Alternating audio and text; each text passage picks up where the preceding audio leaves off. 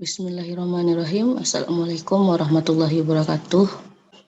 Materi kita untuk pertemuan kedua ini adalah pengenalan auditing sesuai dengan RPS yang kita sepakati minggu lalu dengan pokok bahasan yaitu definisi audit. Ini sudah dibahas sudah lihat di brainstorming audit, ada videonya. Kemudian karakteristik audit juga sudah disajikan, kemudian perbedaan audit dan akuntansi juga sudah saya singgung juga pada minggu lalu. Kemudian mengapa diperlukan audit, terus tujuan audit terkait transaksi, saldo, penyajian dan pengungkapan, serta jenis-jenis audit dan auditor. Sekarang kita lihat satu persatu untuk definisi audit. Nah, untuk definisi audit ini menurut Arens dan Mark. Ya, ini menjadi buku rujukan dari beberapa pembelajar lainnya mengenai untuk pemahaman audit itu sendiri ya. Apa itu pengertian auditnya, silakan dipahami ya. Ini kan bahasa Inggris ini. Nah, tentu saudara harus memahami bagaimana pengertian dari audit ini ya. Kemudian menurut Whittington, O'Reilly dan Company ini juga secara gamblang jelaskan apa itu audit. Dan itu siapa yang menyajikan audit, bagaimana bentuk auditnya. Nah, ini kita lihat di pengertian berikutnya menurut Sukrisno Agus. Nah, ini akan saya jelaskan hari ini.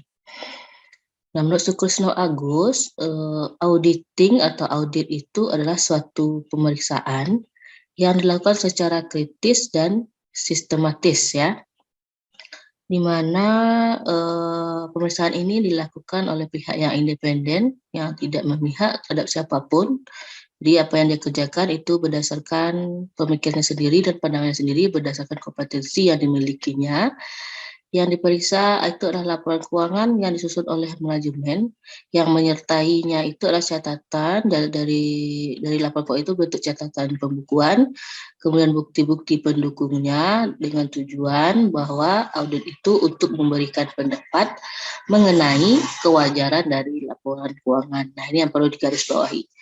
Pendapat kewajaran ya, pendapat mengenai kewajaran. Kenapa perlu ini digarisbawahi? Karena untuk menyajikan laporan keuangan oleh perusahaan tentu dilihat benar nggak atau wajar nggak dan disajikan. Mana tahu nanti misalnya piutang yang 15 juta itu tidak wajar karena 15 juta itu tidak ada buktinya. Berarti kalau tidak ada bukti berarti tidak wajar. Dan tentu si auditor harus memahami bagaimana tingkat kewajaran dari akun-akun yang disajikan pada laporan keuangan, khususnya laporan posisi keuangan ya. Nah, kemudian secara pengertian yang lainnya, audit itu adalah suatu proses yang mengumpulkan dan mengevaluasi dari bukti yang tersedia dalam perusahaan tentang informasi ya, informasinya ada informasi yang terkait dengan penyajian laporan keuangan itu apakah sudah sesuai atau sudah sesuai kriteria ya, kesesuaian dengan kriteria dengan pelaporannya ya. Artinya informasi yang disajikan itu benar adanya, bukan karena ada benarnya, tapi harus benar adanya. Disajikan benar-benar sesuai dengan standarnya dan kriteria yang sudah ditetapkan ya. Kita lanjut secara karakteristik untuk audit itu. Yang pertama sudah kita singgung dengan pertanyaan review, bukan review dengan sekilas pengetahuan saudara tentang audit. Itu dilakukan oleh orang atau pihak-pihak yang memiliki kompetensi di bidang audit ya. Nah, untuk memiliki kompetensi di bidang audit tentu harus dilihat ijazahnya atau sertifikat pendukungnya yang mengatakan bahwa auditor itu memiliki keahlian atau memiliki pengalaman di bidang audit. Dan juga independen. Nah, independen ini menurut standar audit 200 itu artinya adalah bebas dari konflik kepentingan. Artinya dia melakukan audit atas tugas mulianya. Ya, garis bawahi, tugas mulianya. Artinya tugas mulianya ini menghasilkan nanti informasi yang berguna bagi penggunanya. Jadi ketika auditor ditugaskan sebagai pemeriksa laporan keuangan, tentu harus menancapkan di hati dan pikirannya bahwa tidak ada bisikan-bisikan yang bisa mempengaruhi opininya. Artinya netral dan apa adanya, ya. Nah, itulah yang perlu digarisbawahi, independen ini. Tidak bisa memihak atau tidak dibolehkan lah istilahnya memihak kepada siapapun atas pekerjaannya. Jadi dia berdiri sendiri. Tidak ada bisikan dari samping kiri, samping kanan, atas dan bawah, apalagi depan belakang, ya. Jadi secara penjuru itu tidak bisa diganggu gugat atas pekerjaan atau opini yang disajikan atau disampaikan oleh auditor di akhir pekerjaannya.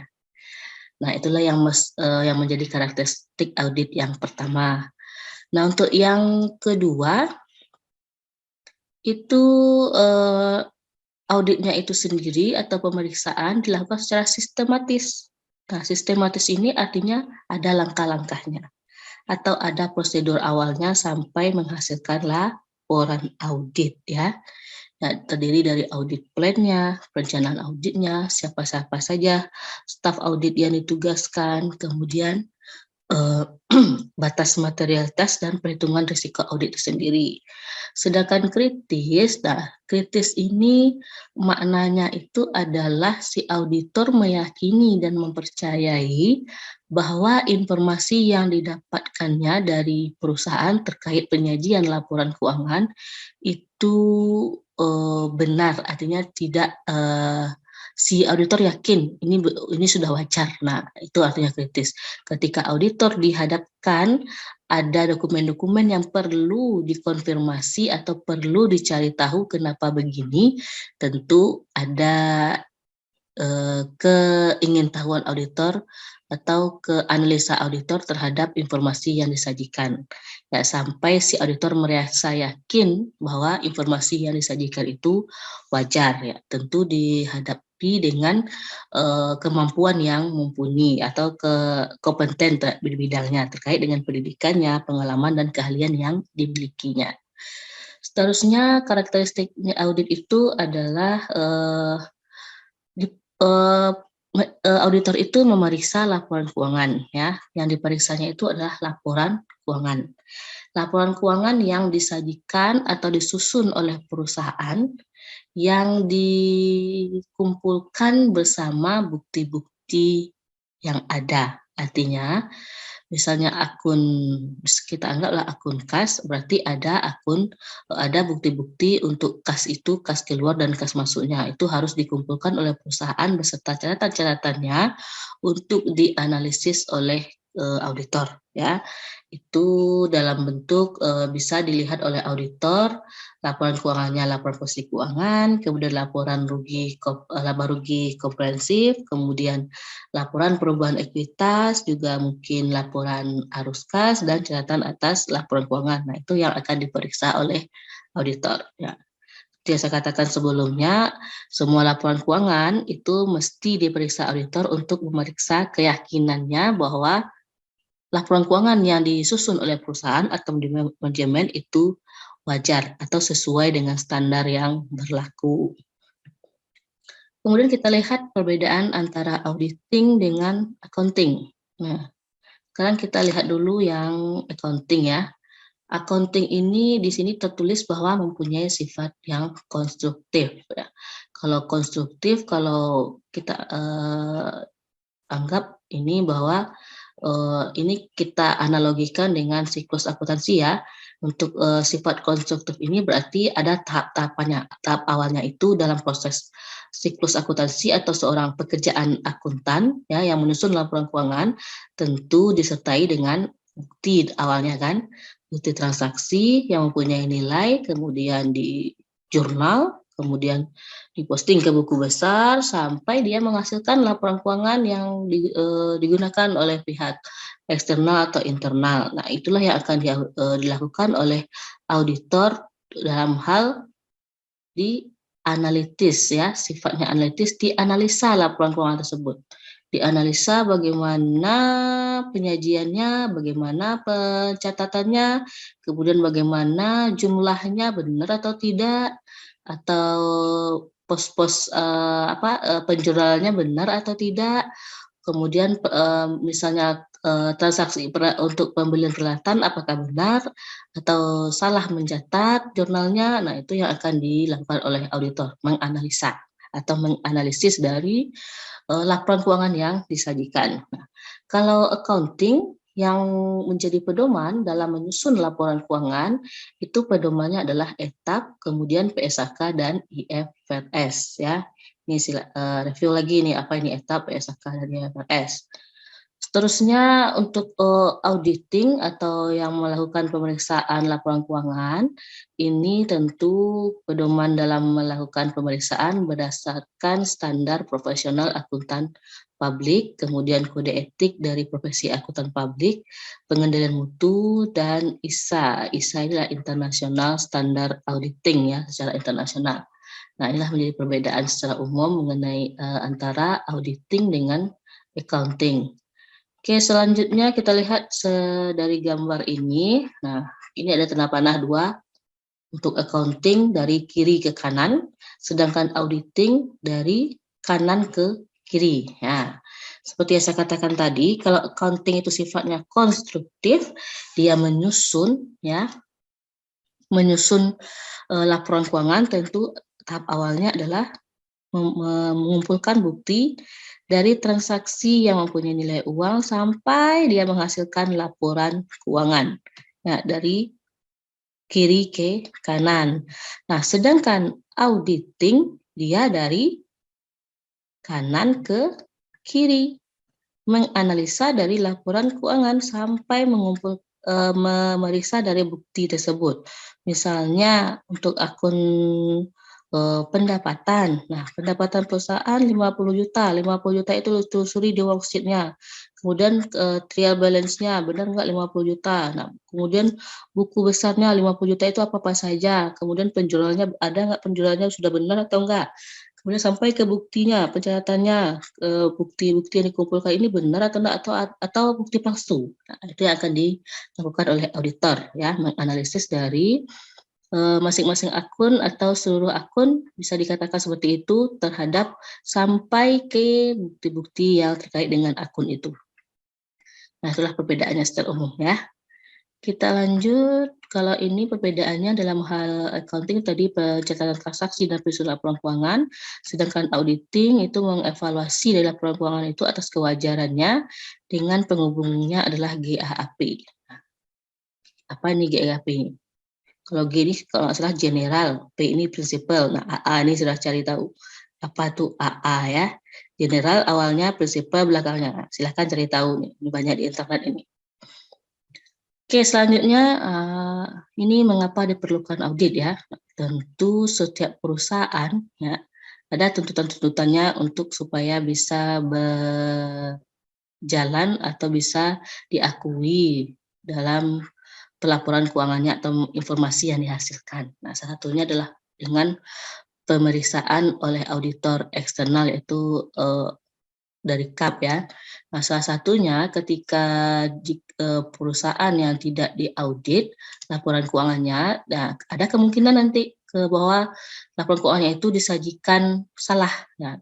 Disajikan salah ini bisa jadi antara aset dengan liabilitas itu memang balance, tapi ada akun-akun yang diusahakan supaya balance, misalnya pendapatan dengan kas, nah, itulah yang akan dimainkan oleh perusahaan. Nah, itu bukan saya menyarankan seperti itu ya. Namun ketika si auditor dihadapkan pada situasi tersebut, ya tentu harus memahami bagaimana proses dari pelaporan keuangan. Ya, kalau yang ada kesalahannya yang disengaja atau tidak disengaja. Tapi yang jarang ya yang ini, jarang yang tidak disengaja nih, kebanyakan disengaja. Nah, tentu ada kebutuhan-kebutuhannya. Rata-rata kalau kita lihat di beberapa penelitian, nah untuk mensumutkannya atau mempercantik dari laporan keuangan, ya, yang disengaja inilah yang dilakukan istilahnya manajemen laba. Ini sudah saya tahu nih. Nah, sebenarnya itu ada manajemen laba yang dibolehkan dalam PSAK dan ada juga yang tidak dibolehkan. Nah, itulah yang menjadi karena ini human error yang disengaja, yang tak disengaja ini bisalah dimaklumi. Tapi ini yang nggak bisa dimaklumi nih. Nah, ini yang dituntut kalian auditor untuk mencari tahu kenapa ini dilakukan dan akan diberikan rekomendasi terhadap penyajian laporan keuangan yang seperti ini, kesalahan yang disengaja, ya. Tentu dengan informasi yang salah akan menghasilkan keputusan yang salah. Nah, itu yang perlu dihindari oleh perusahaan ketika melakukan usaha operasional, tentu menginginkan usahanya itu berjalan dari awal sampai akhir itu, bukan sampai akhir ya, itu bertahan atau stabil sampai selamanya. Nah, itu diharapkan nanti ada auditor atau ada pihak luar yang menilai laporan keuangannya yang mengatakan bahwa ini sudah benar disajikan secara wajar. Nah, jika diaudit dan mendapat opini unqualified dari KAP, itu artinya pengguna laporan keuangan, bisa juga kita katakan dia investor, itu yakin bahwa laporan keuangan tersebut itu bebas saji material, yang sesuai dengan standar akuntansi yang berlaku umum di Indonesia, PSAK, ETAP, dan IFRS. Nah, sejak tahun 2001, perusahaan yang total asetnya 25 miliar lebih, ya, itu harus memasukkan laporan keuangan yang sudah diaudit ke Departemen Perdagangan dan Perindustrian. Nah, untuk perusahaan yang go public bagaimana? Nah, perusahaan go public itu mesti dan harus ya memasukkan laporan keuangan yang sudah diaudit itu ke Bapepam. Nah, dulu namanya Bapepam, sekarang namanya OJK lagi ya. Paling lambat 90 hari setelah tahun buku. Nah, ini syaratnya. Untuk perusahaan yang go public harus mengaudit laporan keuangannya. Sedangkan untuk pajak, nah perusahaan yang memiliki laporan keuangan dan laba tentu ada pajak yang pasti disetor. Karena kita negara-negara hukum dan perlu ada pelaporan pajak. Nah, pajak menginginkan bahwa laporan keuangan itu yang dihasilkan atau yang menjadi dasar dalam pemotongan pajak, nah itu sudah harus diaudit supaya pelaporannya ini benar dan tidak ada nanti auditor pajak yang turun ke lapangan terhadap laporan keuangan yang disajikan. Makanya audit eksternal diperlukan dalam pemeriksaan laporan keuangan. Kemudian tujuan audit yang pertama memastikan kelengkapan atau completeness, yang memastikan bahwa semua transaksi yang dicatat oleh perusahaan itu benar-benar ada, benar-benar terjadi, ya dicatat, kemudian dimasukkan ke dalam jurnal, dan juga memastikan ketepatan akurasinya transaksi dan saldo perkiraan itu didokumentasikan dengan baik, perhitungannya benar. Kalau 5 kali 1.000 5.000, jangan 5 kali 1.000 5 juta. Nah, itu berarti tidak tepat itu penyajiannya. Dan juga jumlahnya juga tepat. Dan diklasifikasikan berdasarkan jenis transaksi. Kalau transaksi penjualan ya dimasukkan ke transaksi penjualan, jangan ke transaksi pembelian. Nah, itulah yang menjadi tujuan audit yang kedua. Kemudian tujuan yang ketiga yaitu eksistensi atau existence.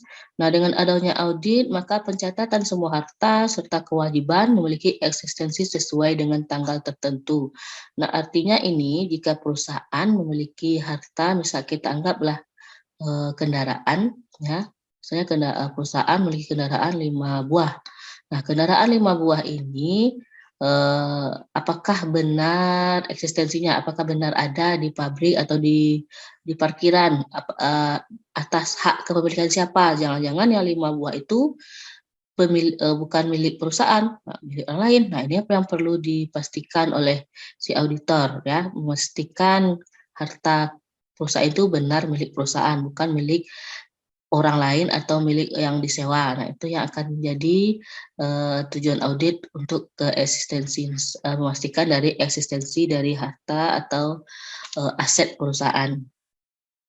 Kemudian membuat penilaian atau valuation, memastikan bahwa semua prinsip akuntansi yang berlaku umum itu diaplikasikan dengan benar.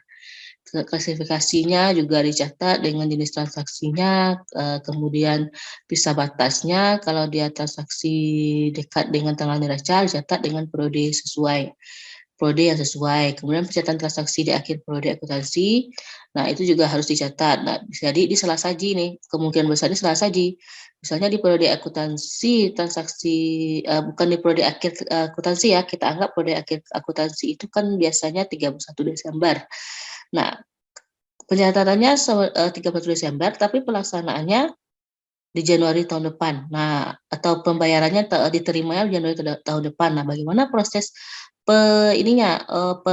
penjurnalannya, bagaimana penyajiannya, atau ada catatan tertentu nggak dalam catatan atas laporan keuangan terkait dengan transaksi yang antara tahun periode 1 Januari sampai 31 Desember tahun 2020 misalnya dengan tahun berikutnya atau 2021. Nah, itu perlu dilihat oleh auditor untuk memastikan pisah batasnya.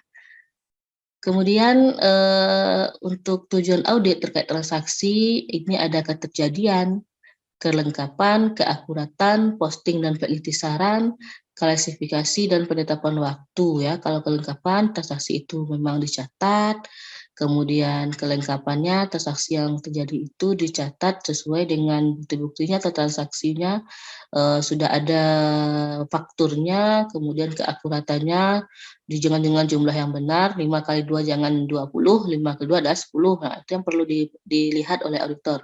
Jumlah yang disajikan dalam kwitansinya atau dalam pelaporan atau jurnalnya.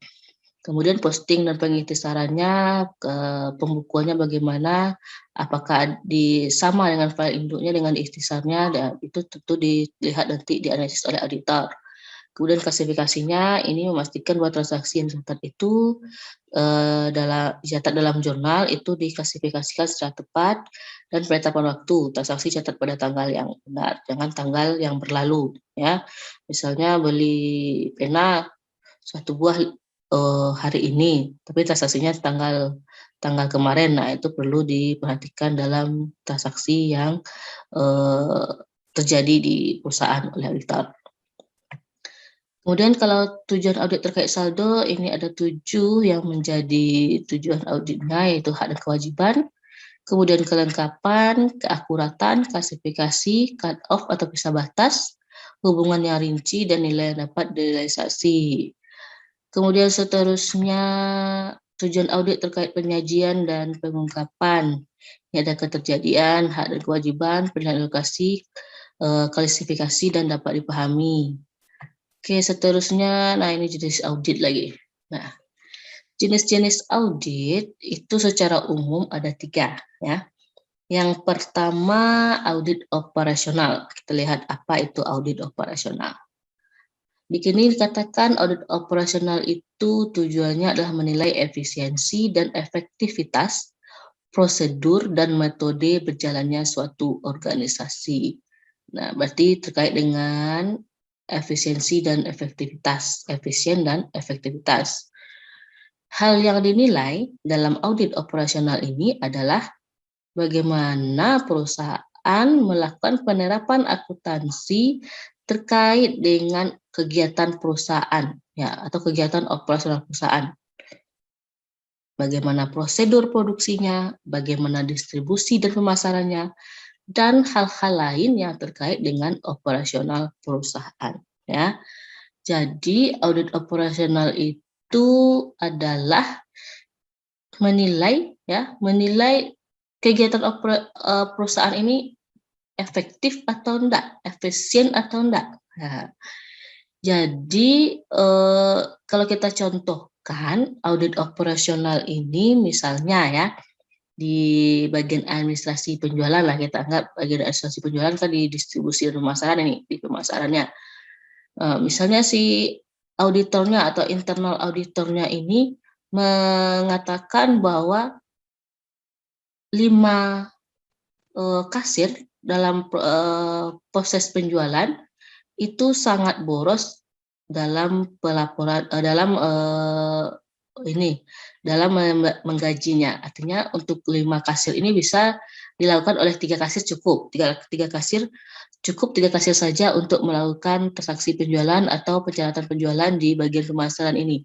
Kalau 5 rasanya boros. Nah, tentu dengan hasil analisis oleh internal auditor ya dalam rangka penguasaan internal untuk mengefisiensikan dana yang terbatas di perusahaan atau dana yang ada di perusahaan atau bisa dialokasikan untuk dana yang lainnya.